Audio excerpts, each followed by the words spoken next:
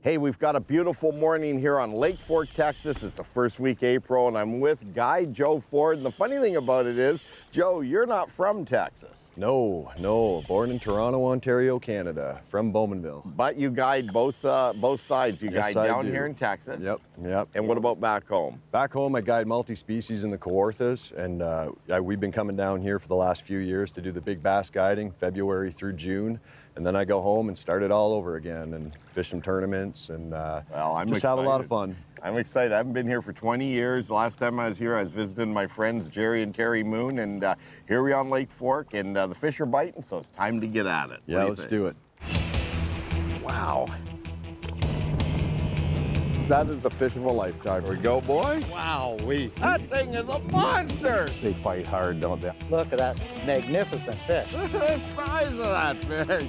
There he is again. The color is incredible. Oh, there we go. The Real Fishing Show with Bob Azumi. Big old Great Lakes smallmouth. That is a big rainbow trout, Chris. Nice double header. Whoa. Nice jump. Yeah. All right. That is a monster smallmouth. Man, that is so cool. Another one. There we go. The biggest pike I've ever caught in my life. Look at that chunk. Well, that's what we're talking about. Real Fishing is sponsored by Mercury, #1 on the water, and Mystic Lubricants. On the Real Fishing Show, we make catching fish like this a possibility.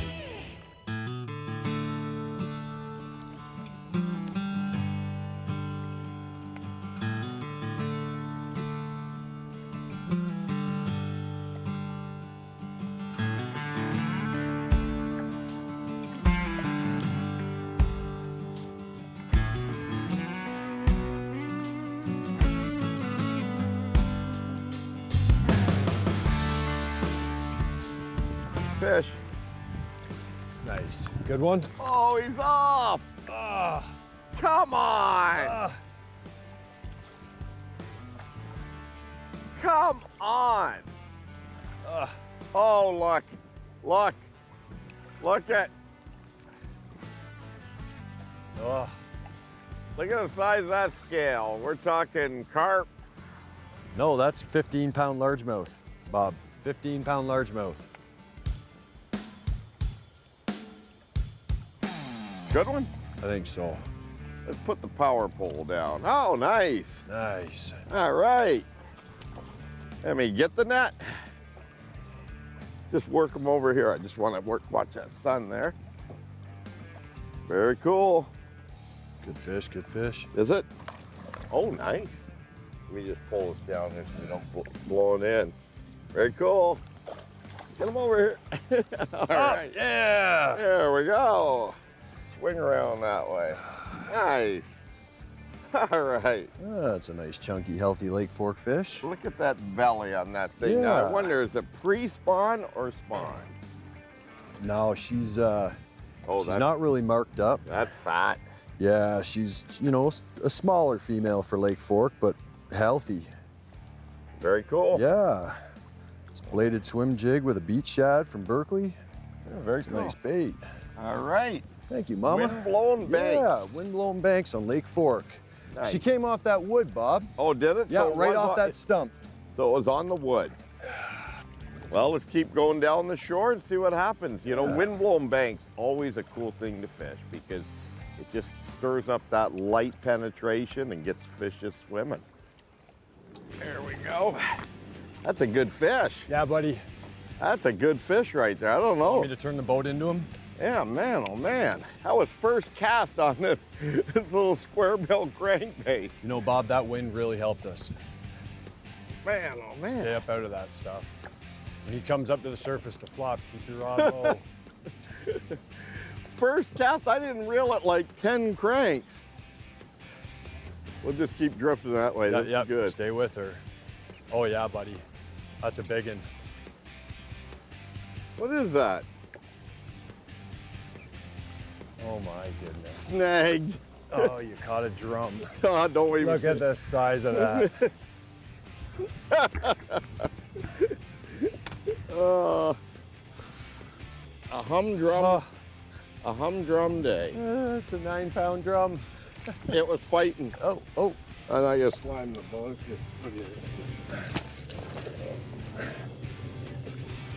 They're hard to lip, aren't they? Come to Lake Fork to catch an 8-pound drum. All right. Fatty. Holy smokes. On a square bill. You can put it back. I don't think I'll keep it.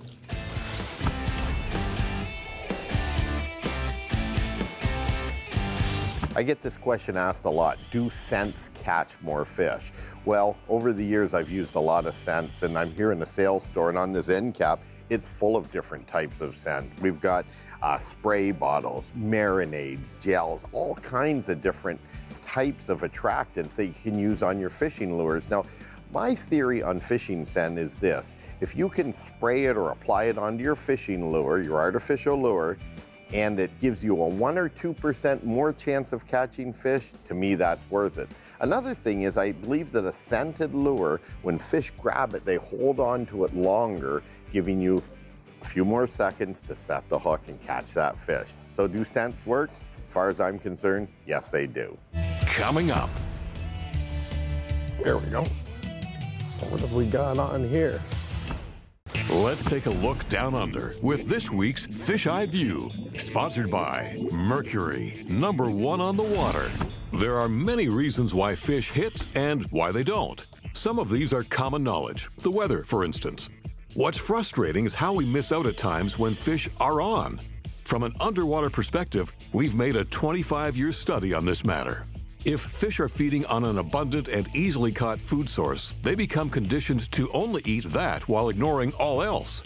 Offer up anything that looks close, in a way they're used to seeing it, and they'll hit.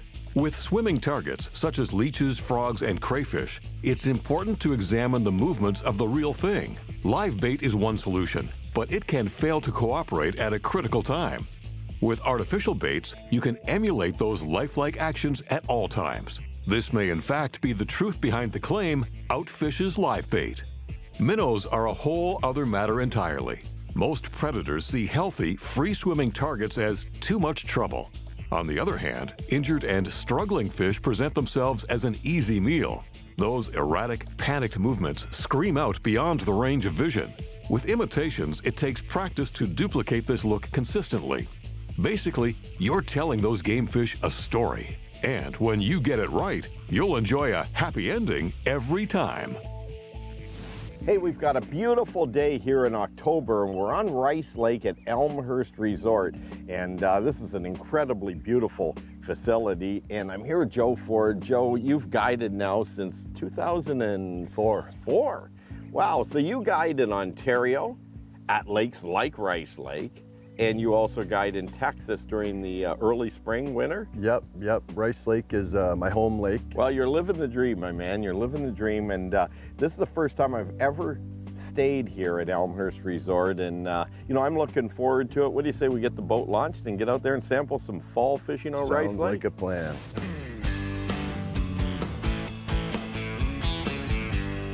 There he is. Got one? What have you got? Largemouth. A little largy. Aha! Beautiful.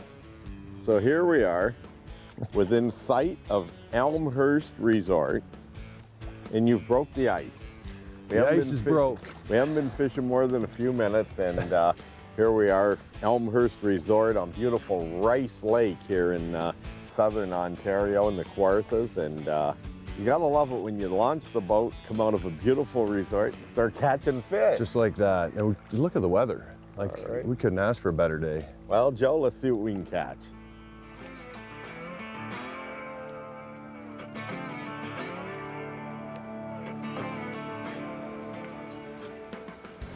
All right, there we go. What have we got on here? Just hit the edge of the weed line. Oh, little nice largemouth. Nice fish. He's coming in. He's coming in. Bingo. There you go. Hit a little power tube on the outside edge of the weed line. See if he's got a buddy. Yeah. Yeah, you can see the weeds, and He's trying to keep this tube because it's got an exposed hook out of the weeds. Definitely not a trophy, but he counts as one. Okay. Well, it's a beautiful morning out here. Not hardly any wind either, is there, Joe? And that's No, it's picture perfect today. first week of October. Beautiful weather. I think the key is we're going to cover a lot of water. Lots. Between you guiding out here, knowing every corner of the lake, and all my years out here, we will not run out of places to fish. Coming up, You're going back in the water, but that's, you know, perfect pan-sized walleye right there. Joe Ford, the crew, and I had a wonderful stay at Elmhirst Resort while fishing Rice Lake. I've known about the resort for a long time, but this was the first time I've stayed at this wonderful place. There are 30 waterfront cottages that are fully equipped with everything you'd ever need. They're tastefully built that really give you that feel of a home away from home. When it comes to eating, you can do your own cooking or visit one of 2 restaurants on the property. For casual dining, go to the Wild Blue Yonder Pub. And if you prefer some elegant fine dining, the Hearthside offers locally farmed food that will make a memorable meal. Whether you're looking for a fishing getaway, a family trip, wedding or conference, this place really has it all.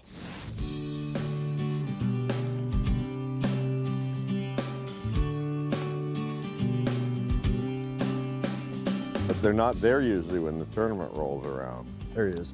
What do you got? There he is. What have you got on there? This is the cool thing about rice. Oh, you never know.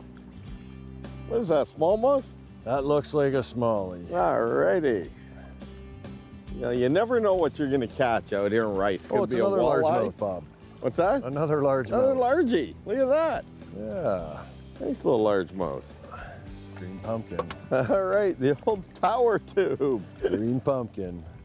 Well, I was playing around, throwing a crankbait. You know, we're just experimenting out here on rice, trying different things. You know, because you got all kinds of types of water here. You got humps, you got islands, you've got break lines. You know, having your Navionics chip in your finder is important, isn't it, for this place? Because you want to look for changes in bottom, and potentially where the weeds stop on weed edges, right? Yep. Yeah, you get to see it with the 1 foot contour lines, you get to see everything. And now we're on sand, but we know we've got a sand weed mixed. There's fish. Good. What do we got here? What have we got here? Finally.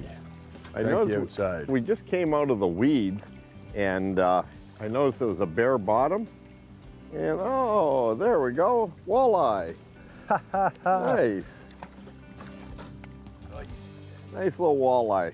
You know, that's one of the things a lot of folks come up to Rice Lake for, Joe, are the walleyes, because they're good eating. It's your lucky day, because we are not eating you.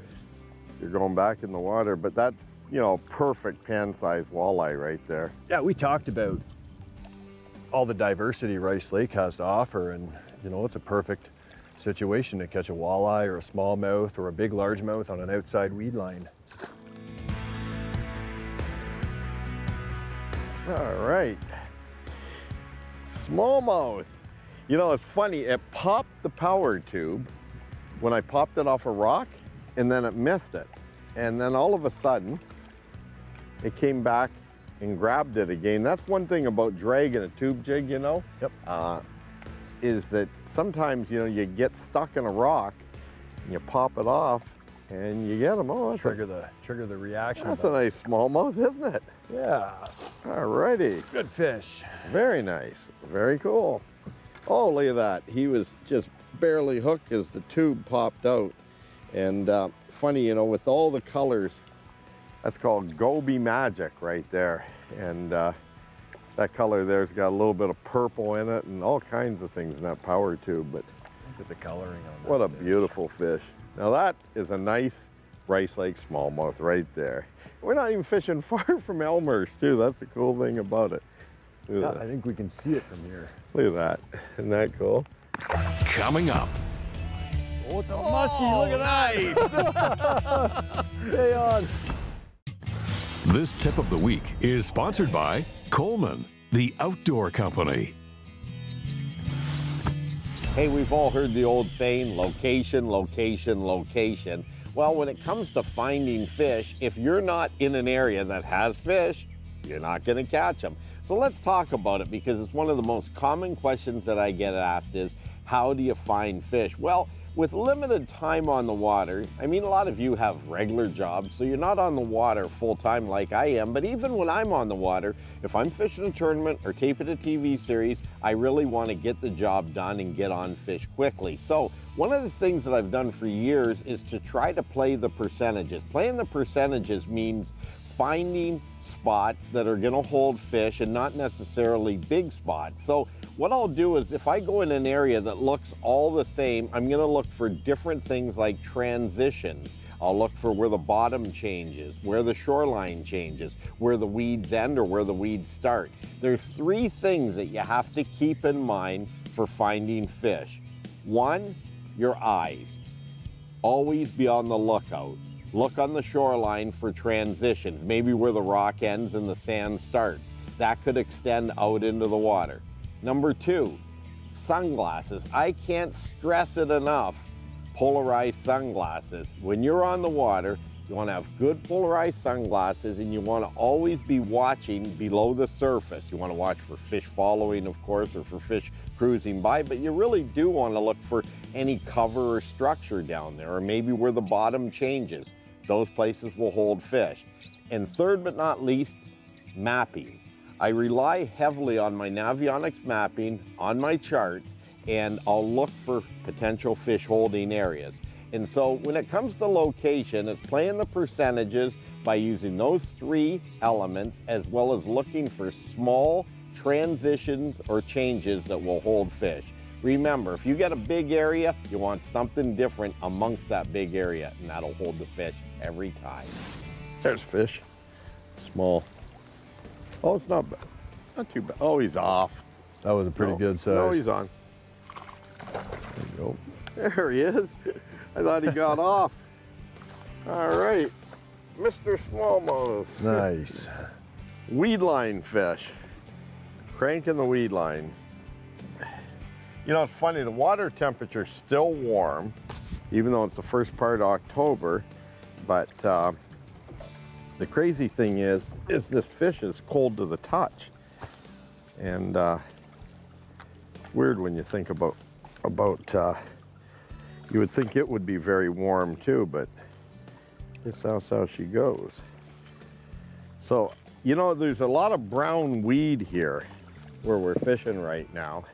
And I think, Joe, a lot of this brown weed uses oxygen this time of year. Yep. You know, as it's dying off, and so it pushes a lot of fish to the outside edges, more in the open water on the breaks and stuff. So in a lot of cases, you know, you want to just work the edges rather than pitching right in it, because we've pitched a lot of weed and can't catch them right in the weeds, right? So. Yep.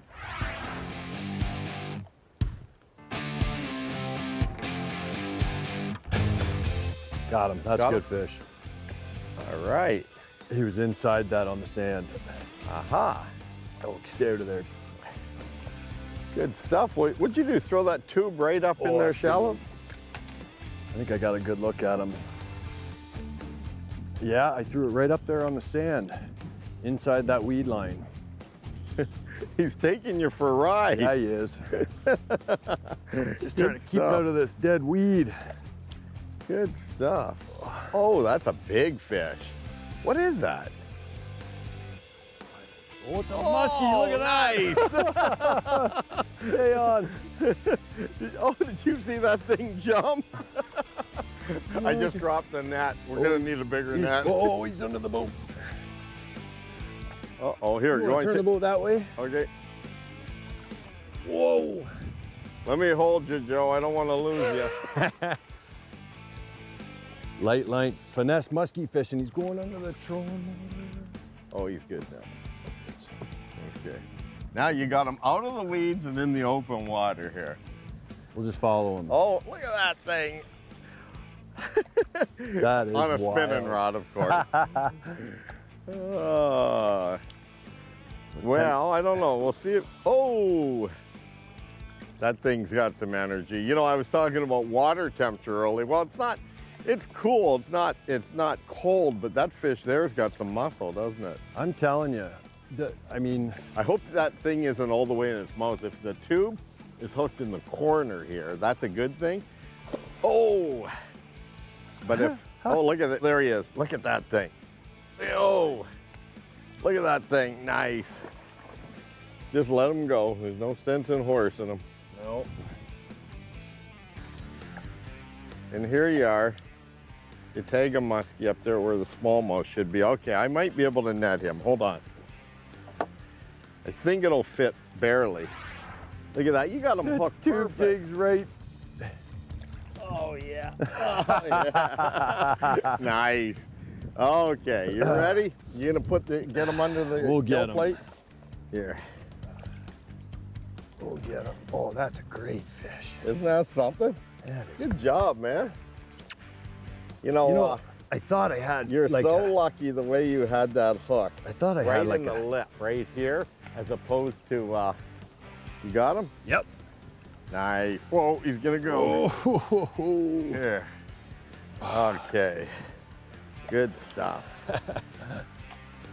Oh, yes. Let me just grab that tube jig. Well, folks, you know, coming up to Rice Lake, fishing with my buddy, guide Joe Ford. Look at this tube right here. It's pulling out. Oh, there it is. No problem. You got him good? Yeah, I got him good. Okay, here we go. Let me pull the tube out. And I'll tell you, it's been a fun little fishing deal up here with you. Look at this. We'll just get a picture of him. There we go. Little power tube comes out. Okay, good stuff. Very nice. Let's get a picture of this baby. Very, very cool. All right, Joe. Well, that was exciting on a spinning rod. What do you think? I'm Put her telling back? ya, yeah, let's let her go. All right. Okay. Look at that thing. I think it's got no problem going back. What do you think? And there she goes. Slowly swimming away. Well, Joe, I'll tell you, that was a lot of fun out there. Oh, man. How's Slimed. the musk? Slimed. The musky slime. Well, I'll tell you, fishing up here at Rice Lake is really a lot of fun. You never know what you're gonna catch. I mean, we caught the grand slam up Yeah, here. we really did. Yeah, you know, we caught the muskie, Yep. a walleye, smallmouth, and largemouth. How good is that, man? No rock bass. Yeah, all in a day's work. Thanks a lot, bud. Hey, lots of fun. That was We'll a see you blast. next week right here for some more real fishing. Real Fishing was sponsored by Mercury, #1 on the water, and Mystic Lubricants. Let's size that baby. That thing's got some weight to it. Size that puppy right there. That is just wild. Beautiful, beautiful. Look at the size of that thing. Wow.